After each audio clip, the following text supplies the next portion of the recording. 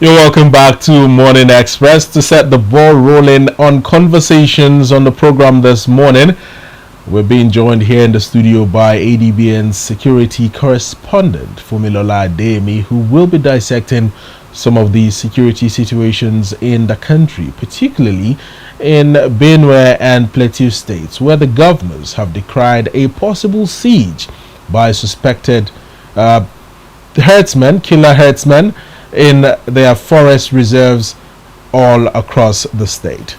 A very good morning to you, Fumi. Thank you so much for joining us on Morning Express today. It's good to see you this morning. Well, it is said that Nigeria is on the edge. Bloodshed, insecurity, protests rocking the nation. Yesterday was supposed to be Easter Monday, but instead we saw a procession of members of the Christian Association of Nigeria alongside different individuals from Plateau State protesting on the street over the killings of Christians in Bokos and Basa local government areas of the state. What do you make of the development in Plateau before we move on to Benue? Thank you very much for that question. You know, for some time now, in Plateau, basically, there have been, I think for like 2-3 years now, there have been this issue of resurgence of insecurity, and it's on the high level. And believe me, we are all human. If there is a killing, I don't think there should be celebration. And the killing is not coming like one person or two persons. Just imagine when 40 persons are dying, have died, or over 50. In the case of Benue, about 51 persons were affected. And you now realize that this killing, where are they coming from? Who are these people?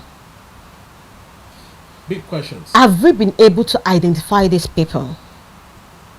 What are we doing to address this situation? You understand? So when you think about that, it's a burden on the Christian association, on the Christian body itself, to now sit back and say they are celebrating. What are you celebrating for? Are you happy that people are dying? Yes, we are celebrating the resurrection of Jesus Christ. But that was why they had that protest on a Monday instead of, commemorating the Easter. So I understand them. I feel their pain. But I feel what we should do is, there was a time I had to ask a question at the Army, the Defense Headquarters, at one of our briefing, and we were made to understand that most of these communities where these operations or these attacks are happening, they don't even have a good access road, and communication is a bit difficult. So I now said, what are we doing to address these things? To make sure that in future we don't have such occurrences. What is the state government doing to address these things? Have there been any form of more security details or more security operatives being made available for those places? And what other infrastructures is being put in place to make access roads and to make accessibilities to these communities easy, especially for security operatives? I'm not trying to give excuses for the security operatives. Of a true, we have more. I can say we have more of the security details in the national in urban areas than in certain areas where people have described them as lacking government presence or ungoverned areas. So what I will advise is the state government. What are we doing? The other day when I was talking to the Commissioner of Police, he said we need that a single hand cannot clap. We need the both hands to clap. We should not wait for the security agencies. We should do our security ourselves. what happened to our local vigilantes? So you think having local vigilantes on board could sort of curb the security measures To an extent. But then the local vigilantes have a limited amount of sophistication when it comes to weaponry or firepower or whatnot. When you take a look at the bandits, when you take a very good look I understand where you're coming from. At the non-state actors who continue to perpetrate these acts, several eyewitness accounts have stated that they come with AK-47 rifles. Now tell me, what has a herdsman got to do with AK-47 rifles? Now, do you use the rifles to I control understand your where you're cows? coming from. Yeah. Now, before an attack, there was a time when I had an interview with one of these terrorists, and he said before they launch any attack, that at least a week or two they will be in the community for surveillance, to check the terrain. So who goes into the community for surveillance? It's still part of this terrorist. It's one of maybe 2 or 3 of them. He said some of them even disguised as bikemen in the community. Now when you are seeing a strange face, a strange figure in your community, why not raise an alarm? It's not normal.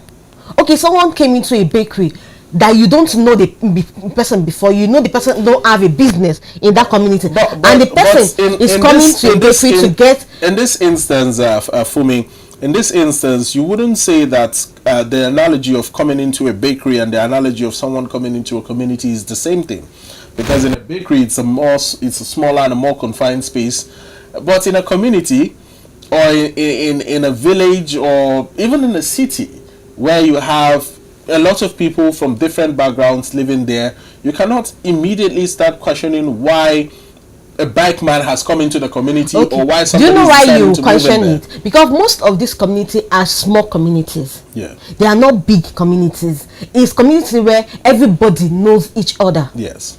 You understand? It's a community where every household knows everybody. If there are 10 in this household, you know everybody that is in this household. If there are 20 there, you know everybody that is there. So it's not possible that someone will come in and you say you do not know this person came in. Now, let's move to Borno State. Recently, we had a scuffle between the Borno State Governor, Professor Babagana Zulum, and the National Orientation, the Minister of National Orientation and of course, Mohammed Idris, whom the governor of Benue State had called very ignorant as to the realities of what the Borno people are facing. This was when he held an emergency security meeting in the state with heads of, security agencies in the state, and also the Shehu of Borno. And one of the things that the governor decried then was that Boko Haram insurgents had taken over 3 local government areas in Borno State once again.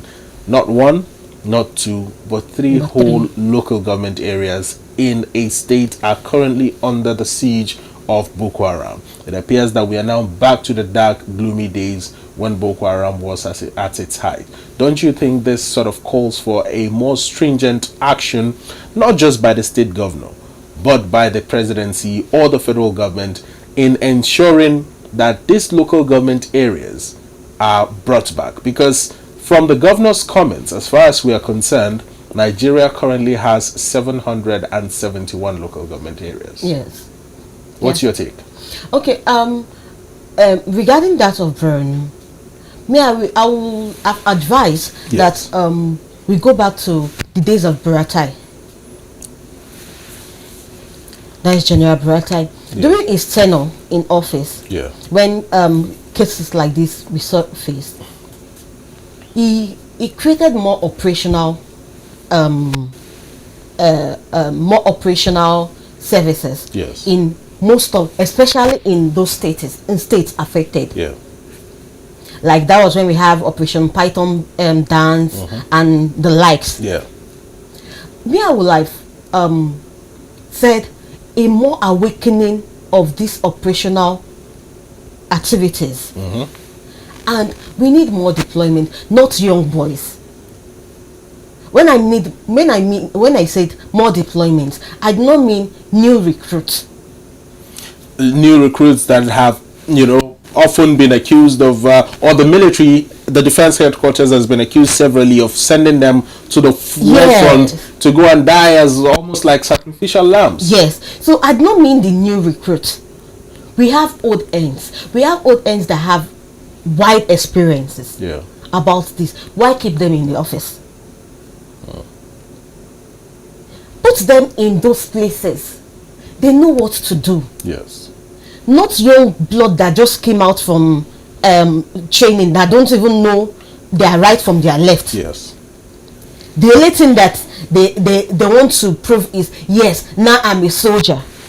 No, let's make use of the old ends. Yeah. The people that have been in this kind of situation before. The people that have faced this battle before. Yeah. And they are ready to do it again. Let's make use of them. Let them go into those places. But if you also recall a recent statement made by Nigeria's former Chief of Army Staff and former Minister of Defense, General Theophilus Danjuma, where he had decried the state of killings in Plateau, in Benue, which is also close to Taraba, where he is from.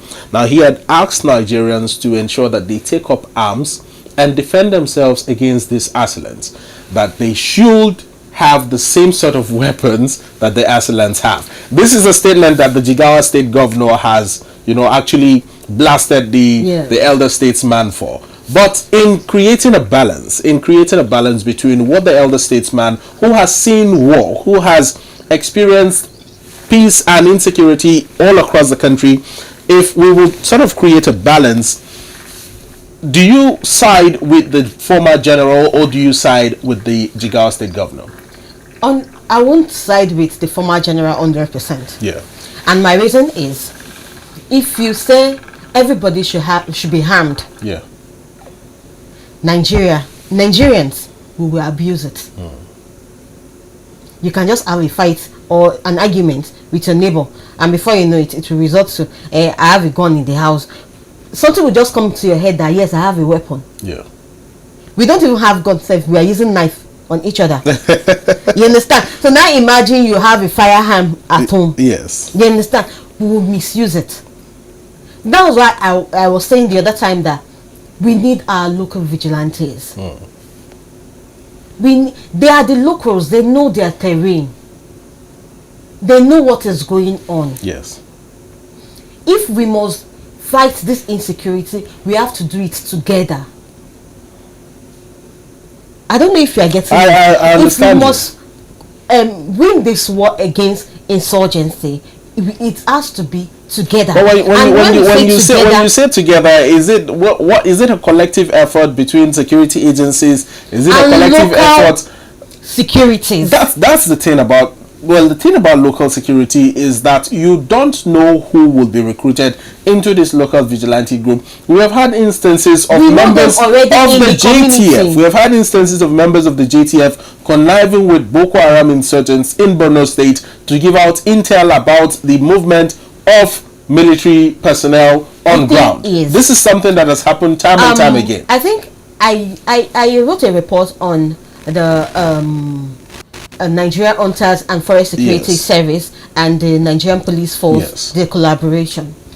Now, the reason behind this report was, do the police know these people? Yes. How often do you dialogue with them? Do you have meeting with them? You understand? Yes. If you have meeting with those people, you have, even if it's a town hall meeting, even with the traditional rulers and these people, you'll be able to identify them, know their area of need. We can even have an intel among the security who will come into the local security just to feel among them. They may not even know, but just to feel among them, to make sure everything is going as planned. You understand? Not that, yes, we have local security, let us leave them to it. No. That's why we say we are working together as one. If they must strive, then our national security agencies must be part of them, not leaving them to it. Yeah. Okay, let's assume the local security said they should be working. Then the insurgents, they want them to work for them. They will come, they will bribe their way in. But if you are always present with these people, you do not leave them with it. It's going to be a different case. It's going to be a different case.